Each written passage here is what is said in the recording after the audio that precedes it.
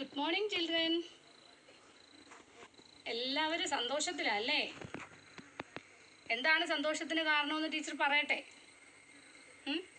എല്ലാവരുടെയും മുഖത്തൊരു സന്തോഷമൊക്കെ ഉണ്ടല്ലോ. എന്താണ് സന്തോഷത്തിൻ്റെ കാരണം? ഓണക്കാലമാണല്ലേ. അപ്പോൾ ഓണക്കാലം എന്ന് പറയുന്നത് നമുക്ക് മനസ്സിന് വളരെയധികം സന്തോഷമുള്ള സമയമാണ്. അത്തമൊക്കെ തുടങ്ങി അല്ലേ?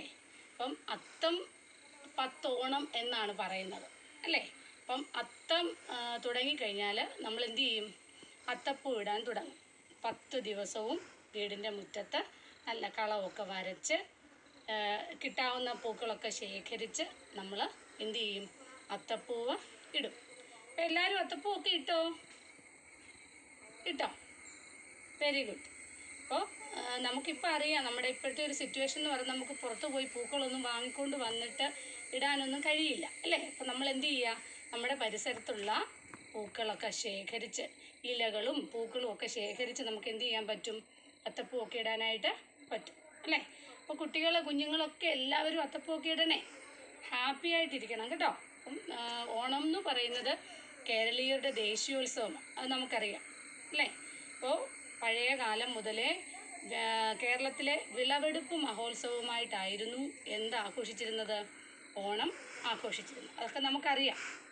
അപ്പോൾ പഴയ കാലത്തൊക്കെ വിളകൾ, അതായത് നെല്ലൊക്കെ നട്ടുപിടിപ്പിച്ച് നെല്ല് വിളവെടുത്ത് നെല്ല് എടുക്കുന്ന ആ ഒരു സമൃദ്ധിയുടെ ആഘോഷമായിട്ടായിരുന്നു അന്ന് ഓണം ആഘോഷിച്ചിരുന്നത്. ആ ഒരു സങ്കല്പമാണ് നമുക്കിന്നും ഉള്ളത്.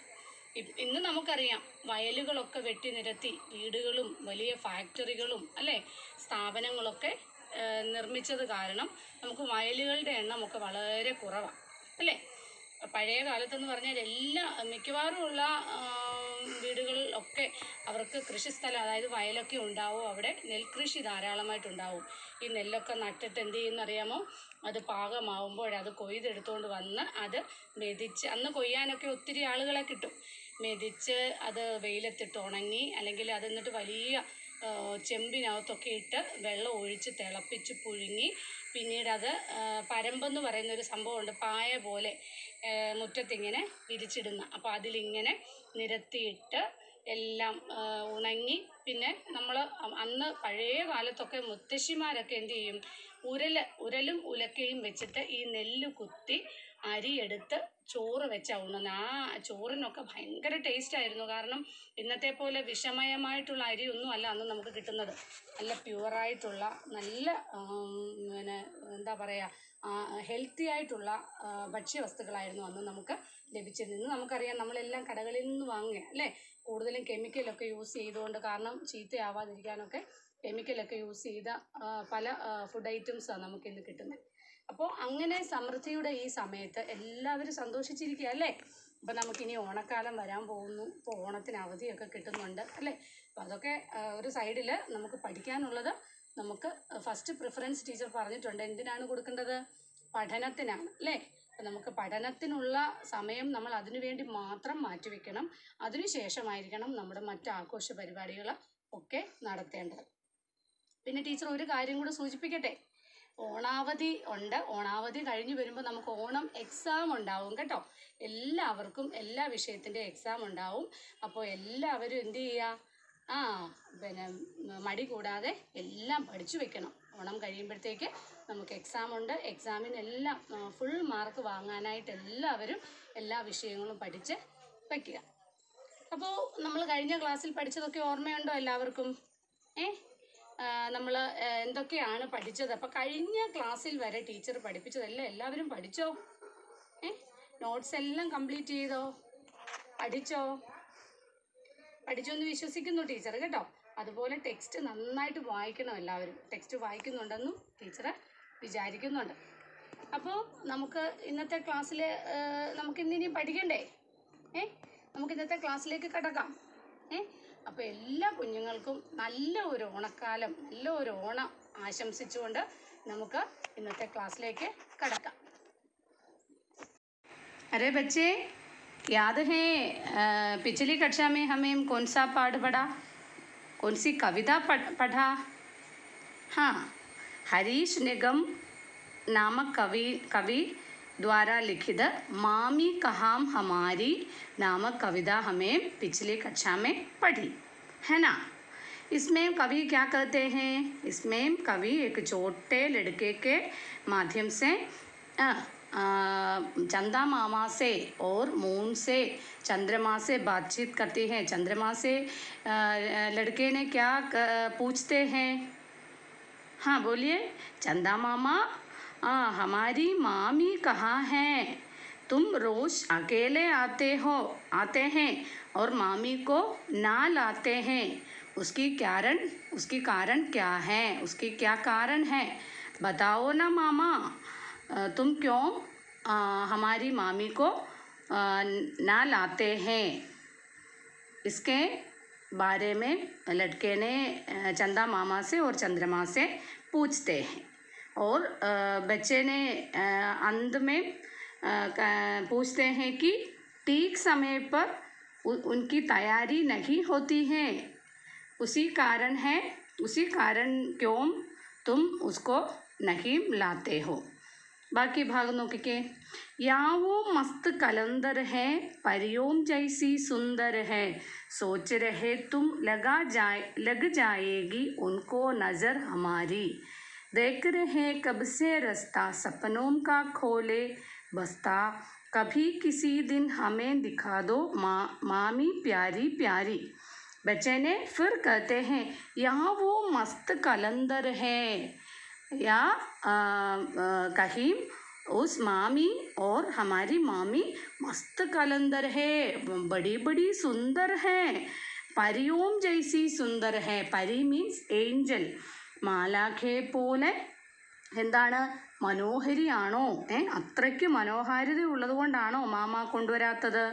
सोच रहे तुम लग जाएगी उनको नज़र हमारी, हमें सोच रहते हैं तुम हमारी नज़र उन पर लग जाएगी और लग जाने से तुम्हें डर है। दैट मीन्स इसका मतलब है तुम्हें ചന്ദ്രമാക്കോ അല്ലെങ്കിൽ കുട്ടി ചന്ദ്രനോട് ചോദിക്കുന്നു, ഇനി ഞങ്ങൾ മാമിയെ കണ്ണുവയ്ക്കും, മാമിയുടെ സൗന്ദര്യം കണ്ടിട്ട് ഞങ്ങൾ കണ്ണുവയ്ക്കുമെന്ന് വിചാരിച്ചിട്ടാണോ, മാമിക്ക് കണ്ണുപെടുമെന്ന് വിചാരിച്ചിട്ടാണോ കൊണ്ടുവരാത്തത്, അത്രയ്ക്ക് മനോഹരിയാണോ ഞങ്ങളുടെ മാമി। കുട്ടി ചോദിക്കുകയാണ്, സോച്ച് രഹേ തും ലഗ് ജായേഗി ഉൻകോ നസർ ഹമാരി നസർ ഉൻകോ ലഗ് ജായേഗി, അല്ലേ, ഞങ്ങളുടെ ദൃഷ്ടി മാമിയിൽ പതിയുമോ। നമ്മൾ പറയത്തില്ലേ ദൃഷ്ടിദോഷം കണ്ണിൻ ദോഷം എന്നൊക്കെ പറയത്തില്ലേ, കൊച്ചു കുഞ്ഞുങ്ങളൊക്കെ മനോഹരമായിട്ടുള്ള അല്ലെങ്കിൽ നല്ല കുഞ്ഞുങ്ങൾ കാണുമ്പോൾ അവരുടെ കളിയും ചിരിയും സംസാരവും ഒക്കെ കേൾക്കുമ്പോൾ മറ്റുള്ളവർക്ക് അവരോടൊരിഷ്ടം തോന്നും മനസ്സിലല്ലേ। നമുക്ക് എല്ലാവർക്കും കുഞ്ഞുങ്ങളെ വളരെയധികം ഇഷ്ടമാണ്. അപ്പം നമ്മൾ പറയത്തില്ലേ കുഞ്ഞുങ്ങളൊക്കെ കരയുമ്പോൾ കുഞ്ഞിന് കണ്ണ് കിട്ടിയതാണ് അല്ലേ, അങ്ങനെയൊക്കെ നമ്മൾ പറയാറില്ലേ എന്ന് പറഞ്ഞതുപോലെ ഞങ്ങളുടെയൊക്കെ കണ്ണ് കിട്ടുമെന്ന് വിചാരിച്ചിട്ടാണോ മാമ കൊണ്ടുവരാത്തത്। देन देख रहे कब से रास्ता सपनों का खोले बस्ता, हम लोग बहुत देर से उनका रास्ता देख रहे हैं। हम लोग ഞങ്ങൾ, രസ്ത മീൻസ് രാസ്ത, ഞങ്ങൾ മാമി വരുന്ന വഴി കുറേ നാളുകളായിട്ട് നോക്കിയിരിക്കുക।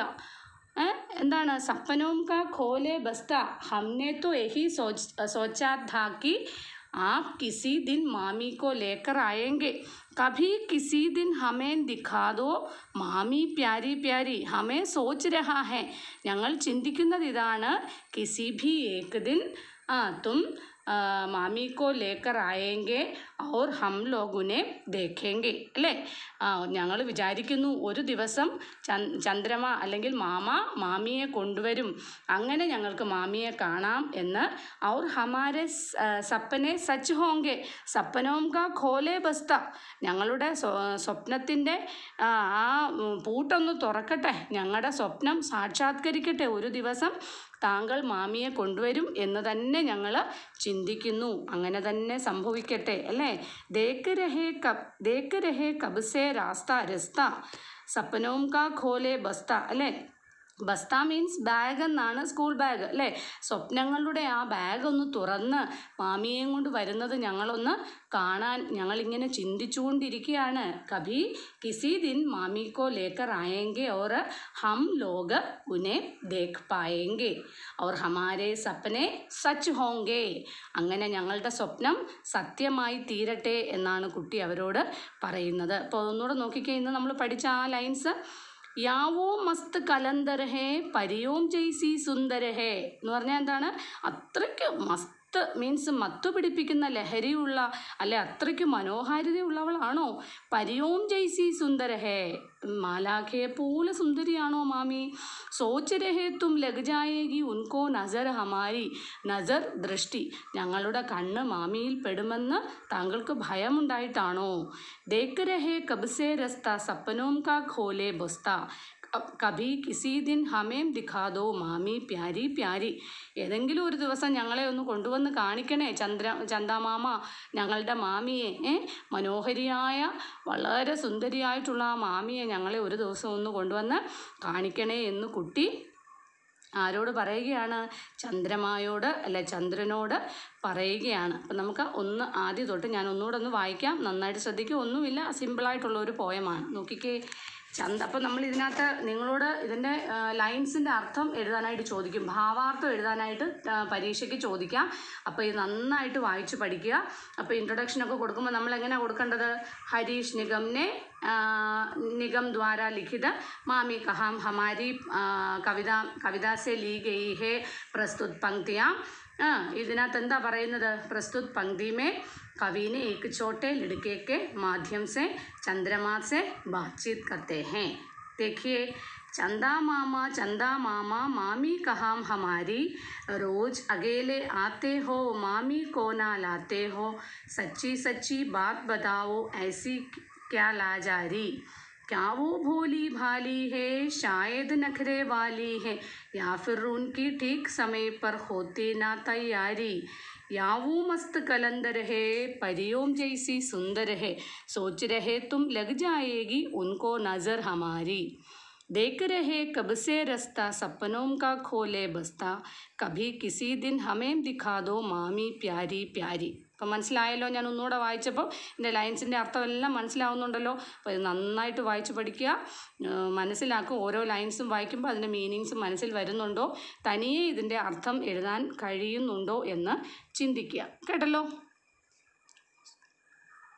അപ്പോൾ നമ്മൾ കഴിഞ്ഞ ദിവസം കുറച്ച് നോട്ട് ടീച്ചർ ഇതിൻ്റെ തന്നായിരുന്നു അല്ലേ? കുറച്ച് മീനിങ്സ് തന്നു, 1-2 സഹി വികല്പം തന്നായിരുന്നു. അതിൻ്റെ ബാക്കി നോക്കിയേ. ലാചാരി കമ്പൽഷൻ, നഖരെ വാലി ഡിമ്യോർ, തയ്യാരി പ്രിപ്പറേഷൻ, പരി ഫെയറി, സുന്ദർ ബ്യൂട്ടിഫുൾ, രസ്ത രാസ്ത ദാറ്റ് ഈസ് വേ, സപ്പന ഡ്രീം, ബസ്ത ബാഗ്, പ്യാരി ലൗലി പ്രിയപ്പെട്ട. അപ്പോൾ ഈ 2 തന്നായിരുന്നു. ബच्चे मामा से किसके बारे में पूछ रहे हैं? मामी के बारे में. चंदा मामा रोज कैसे आते हैं? अकेले आते हैं. बच्चे किसका रास्ता देख रहे हैं? കുട്ടികൾ ആരുടെ വഴിയാണ് നോക്കിയിരിക്കുന്നത്? ആര് വരുന്നതാണ് നോക്കിയിരിക്കുന്നത്? നാനീക്ക ആണോ? മുത്തശ്ശിയുടെ ആണോ? മാംക ആണോ? അമ്മയുടെ ആണോ? അല്ല, മാമീക്ക. പിന്നെ ആരുടെ വഴിയാണ് നോക്കിയിരിക്കുന്നത്? മാമീക്ക. ഇതുകൂടെ എഴുതണേ, നിങ്ങൾ എഴുതിയതിൻ്റെ ബാക്കി നോട്ട്സായിട്ട്. ദെൻ ഇത് കണ്ടോ, ഇവിടെ നിങ്ങൾക്ക് തന്നിരിക്കുന്ന ഒരു അസൈൻമെൻ്റ് ആണ്. അപ്പോൾ നിങ്ങളൊരു കാര്യം ചെയ്യുക, കഴിഞ്ഞ 3 ചാപ്റ്ററിൻ്റെയും ഇന്ന് ഞാൻ പഠിപ്പിക്കുന്നതും ഇന്ന് തരുന്നതുമായിട്ടുള്ള നോട്ട്സും അസൈൻമെൻറ്റും എല്ലാം ചെയ്ത് നോട്ട് ബുക്കിനകത്ത് ഇതുവരെയുള്ള നോട്ട്സ് കംപ്ലീറ്റ് ചെയ്ത് എനിക്ക് ഇന്ന് തന്നെ അയച്ചു തരണം. എല്ലാ നോട്ട്സും, അതായത് 1, 2, 3, 4 ചാപ്റ്ററിൻ്റെ ഞാൻ ഇന്ന് തരുന്ന നോട്ട്സ് വരെ കംപ്ലീറ്റ് ചെയ്ത് എനിക്ക് അയച്ചു തരിക. അത് നിർബന്ധമായിട്ടും എല്ലാവരും ചെയ്തേ പറ്റത്തുള്ളൂ, അല്ലെങ്കിൽ ഓരോരുത്തരെയും വിളിക്കുന്നുണ്ടാവും. ചിത്രസെ സംബന്ധിത കവിതാക്കി പങ്ക്തിയാം ലിഖിയെ. കണ്ടോ, ഈ പരിയാണിത്. ഏഞ്ചലുമായിട്ട് ബന്ധപ്പെട്ട കവിതയിലെ ലൈൻസ് ഏതൊക്കെയാണെന്ന് നിങ്ങളിവിടെ എടുത്തെഴുതണം. അത് കവിത വായിക്കുമ്പോൾ മനസ്സിലാകും. ഇത് ബസ്തായാണ്, മീൻസ് ബാഗാണ്. ബാഗുമായിട്ട് ബന്ധപ്പെട്ട ലൈൻസും ഇതിനകത്ത് തന്നിട്ടുണ്ട്. 4 ലൈൻ ഇവിടെ എടുത്തെഴുതണം. ഇനി കവിതാക്കോ കക്ഷാമി അഭിനയക്കെ സാത്ത് ഗായിയെ എന്ന് പറഞ്ഞാൽ വളരെ നന്നായിട്ട് ആ കവിത ചൊല്ലാനാണ് പറഞ്ഞിരിക്കുന്നത്. ഇപ്പോൾ ക്വസ്റ്റ്യനൊക്കെ ഇതിനകത്ത് തന്നിട്ടുണ്ട്, നിങ്ങൾ ആൻസർ ചെയ്യാനായിട്ട് ശ്രമിക്കുക. അല്ലെന്നുണ്ടെങ്കിൽ ഞാൻ അടുത്ത ദിവസം, അതായത് ഇതിൻ്റെ നോട്ട്സ് കംപ്ലീറ്റ് ചെയ്ത് നിങ്ങൾക്ക് അയച്ചു തരുന്നുണ്ടാവും. കേട്ടല്ലോ. ഇനി ഭാഷാസയാണ്. ഭാഷാസെ മീൻസ് നോക്കിക്കേ, വോ ദേഖോ ചാന്ത് നികലായ. കുറച്ച് കുട്ടികൾ ഇവിടെ നിന്നുകൊണ്ട് സംസാരിക്കുകയാണ്. ആകാശമേം क्या क्या दिखाई देता है? चंद्रमा, तारे, मेघ आदि दिखाई देते हैं. उनके बारे में वे कहते हैं और पूछते हैं. शशि कभी कभी बिल्कुल भी दिखाई नहीं देता. शशि कौन है? ഇവിടെ എന്താ പറഞ്ഞത്? ചാന്ത് അല്ലേ? ഇവിടെ എന്താ പറഞ്ഞത്? ശശി. കഭി കഭി ബിൽക്കുൽ ഭി ദിഖായി നഹീൻ ദേത്താ ഹെ. ചിലപ്പോഴൊക്കെ ഇത് പൂർണ്ണമായിട്ട് കാണാൻ സാധിക്കുന്നില്ല. ശശിയെ, ശശി എന്ന് പറഞ്ഞാൽ ചന്ദ്രനാണ്, ചാന്തും ചന്ദ്രനാണ്. ദെൻ സച്ച്മുച്ച് ചന്ദ്രമ ആജ് കിത്തന ചമക് രഹാ ഹെ. സത്യമാണ്, ഇന്ന് ചന്ദ്രൻ എത്രമാത്രം ശോഭിക്കുന്നു. കണ്ടോ, ചന്ദ്രമ, ചാന്ത്, ശശി ഇതെല്ലാം ചന്ദ്രൻ്റെ പര്യായ പദങ്ങളാണ്, മറ്റു പേരുകളാണ്. അപ്പോൾ പല പേരുകൾ, ഒന്നിലധികം പേരുകൾ പറയുന്നതിന് നമ്മൾ പര്യായ പദം എന്നാണ് പറയുന്നത് അല്ലേ, പര്യായവാചി ശബ്ദം. മഹീനെ മേം ഏക് ബാർ മയങ്ക് അപ്നെ പൂർണ്ണ രൂപമേ രഹതാ ഹെ. കണ്ടോ, ഇവിടെ ഒരു മയങ്ക് എന്ന് തന്നിട്ടുണ്ട്. മയങ്ക് എന്ന് പറഞ്ഞാലും ശശി അല്ലെങ്കിൽ ചന്ദ്രമ എന്നുള്ള അർത്ഥമാണ് വരുന്നത്. നോക്കിക്കേ, ഹം സഭീനെ ചന്ദാക്കോ അലഗ് അലഗ് നാമോം ദാറ്റ് ഈസ് चांद, चंद्रमा, शशि और मयंक के नाम से संबोधित किया है. ये सभी नाम चंदा के ही है. കണ്ടോ, ഇവിടെ ചന്ദ എന്നുള്ളതിൻ്റെ പല പല നാമങ്ങൾ, പേരുകൾ കൊടുത്തിരിക്കുന്നു. ചാന്ത്, ചന്ദ്രമ, ശശി, മയങ്ക് മുതലായവയൊക്കെ അല്ലേ, ഇതെല്ലാം ചന്ദ്രൻ്റെ പേരുകളാണ്. ഇൻ നാമോം കോ സമാനാർത്ഥി യാ പര്യായവാചി ശബ്ദ കെഹത്തെ ഹേ. അപ്പോൾ ഇതിനെ എന്തെന്നാ പറയുന്നത്? ഒരു വസ്തുവിന് ഒന്നിലധികം പേര് പറയുന്നതിന് പര്യായവാചി ശബ്ദ അല്ലെങ്കിൽ സമാനാർത്ഥി ശബ്ദം എന്നാണ് പറയുന്നത്. ജോ ശബ്ദ സമാൻ അർത്ഥ ബതാത്തെ ഹേ ഉസേ സമാനാർത്ഥി യാ പര്യായവാചി ശബ്ദ കെഹത്തെ ഹേ. इन चित्रों के नाम के समानार्थी शब्द चुनकर लिखिए. ഇത് നിങ്ങൾ തനിയെ പെൻസിൽ വെച്ചിട്ട്, അതായത് ടെക്സ്റ്റ് ബുക്കിനകത്ത് പെൻസിൽ വെച്ചിട്ട് നോട്ട് എഴുതാനാണ് ഞാൻ പറഞ്ഞിട്ടുള്ളത്. അതുകൊണ്ട് ഇവിടെ കണ്ടോ, ഈ കോഷ്ടക അല്ലെങ്കിൽ ഈ ബ്രാക്കറ്റിനുള്ളിൽ ഇതിൻ്റെ എല്ലാം പര്യായ പദങ്ങൾ തന്നിട്ടുണ്ട്. നിങ്ങളിത് എടുത്തെഴുതുക. എന്നിട്ട് ഞാൻ അടുത്ത ദിവസം അത് ചെക്ക് ചെയ്ത് തരുന്നുണ്ടാവും ശരിയാണോ എന്നുള്ളത്. ഇത് കണ്ടോ, കമലാണ്, ലോട്ടസ്, ഇത് ഐ കണ്ണ്, ഇത് ഫ്ലവർ, ഇത് ഖർ. അപ്പോൾ ഇതിൻ്റെ എല്ലാം മൂന്ന് പര്യായ പദങ്ങൾ വീതം എഴുതണേ. അപ്പോൾ ഞാൻ അടുത്ത ദിവസം നോട്ട് ബാക്കി തരുന്നുണ്ടാവും. ഹിന്ദിമേ അനുവാദ കീജിയതു ഒന്ന് എഴുതാനായിട്ട് ശ്രമിക്കുക. ഇതിൻ്റെ ബാക്കി നോട്ട്സ് ഞാൻ അടുത്ത ക്ലാസ്സിൽ തരുന്നുണ്ടാവും. അപ്പോൾ ഈ ഒരു ചാപ്റ്റർ നന്നായിട്ട് വായിക്കുക, നന്നായിട്ട് മനസ്സിലാക്കിയിട്ട് നോട്ട്സ് നിങ്ങൾ പെൻസിൽ വെച്ചിട്ട് എഴുതുക, എഴുതി എനിക്ക് അയച്ചു തരിക. അപ്പോൾ നമുക്ക് അടുത്ത ക്ലാസ്സിൽ കാണാം. ഓക്കെ.